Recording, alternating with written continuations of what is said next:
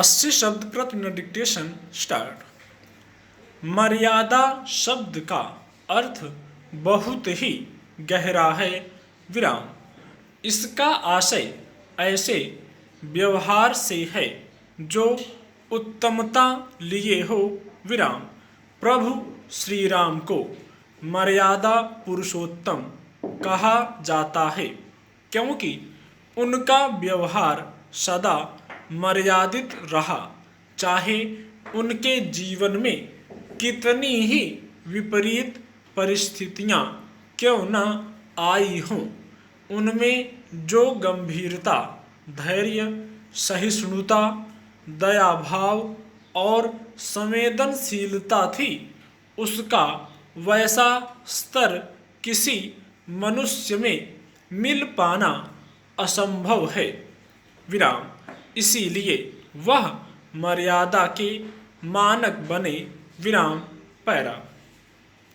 प्रत्येक मानवीय रिश्ते, व्यवहार, वार्ता, व्यवसाय और चाल चलन से लेकर जीवन के प्रत्येक पहलू में मर्यादा का भाव आवश्यक होता है विराम। इतिहास साक्षी है कि जब कभी मर्यादा का उल्लंघन हुआ है तब वह पतन और विध्वंस का कारण बना है। यह मर्यादा ही है जो व्यक्ति का नैतिक पतन रोक सकती है विराम। मर्यादा टूटने पर सत्य का नाश हुआ है विराम। नदी की प्रवाह सीमा उसकी मर्यादा मानी जाती है विराम। नदी जब जब अपनी सीमाएं तोड़कर बहने लगती है तो विनाश का कारण बन जाती है विराम। जीवनदायिनी नदी काल का निमित्त बन जाती है विराम।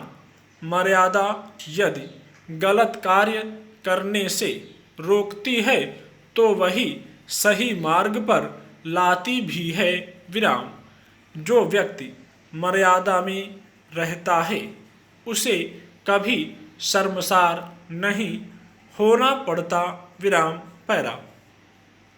हमारे संस्कार मर्यादा निर्माण में प्रमुख भूमिका निभा सकते हैं विराम।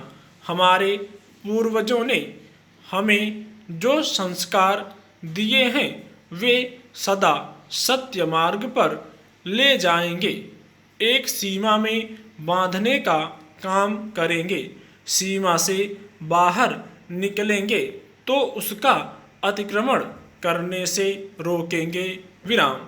सीता जी यदि सीमा रेखा को नहीं लांघती तो रावण की हिम्मत नहीं थी कि उनका हरण कर ले विराम।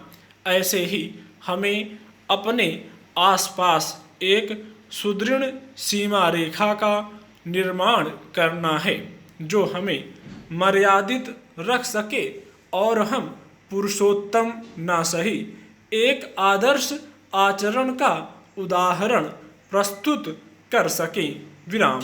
ऐसा करना बहुत कठिन भी नहीं विराम। इसके लिए हमें बस उन गुणों को अर्जित कर अक्षुण्ण रखना होगा जो मर्यादा पालन के लिए आवश्यक हैं विराम पैरा। अगर अपने ध्यान को अंतर्मुख कर एकाग्र करें तो पाएंगे कि हम प्रकाश से भरपूर और परिपूर्ण हैं विराम।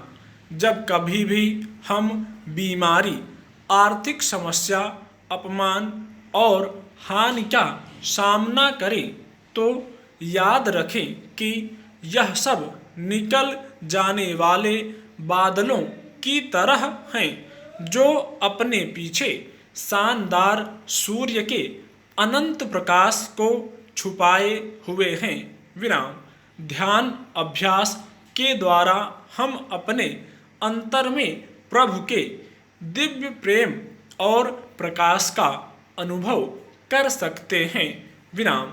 जैसे जैसे हम इसको अपने जीवन का हिस्सा बनाते जाएंगे तो हमारा जीवन भी रोशनी से भरपूर होता जाएगा।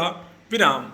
फिर हमारे अंदर औरों के प्रति भी प्यार, सहानुभूति और दया के भाव उत्पन्न हो जाएंगे। विराम।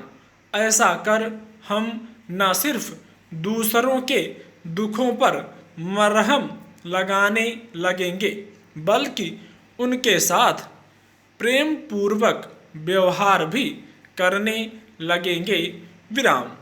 इससे सबका जीवन सुख और शांति से भरपूर हो जाएगा और धीरे धीरे प्रभु की दिव्य रोशनी संपूर्ण धरती पर फैल जाएगी। विराम।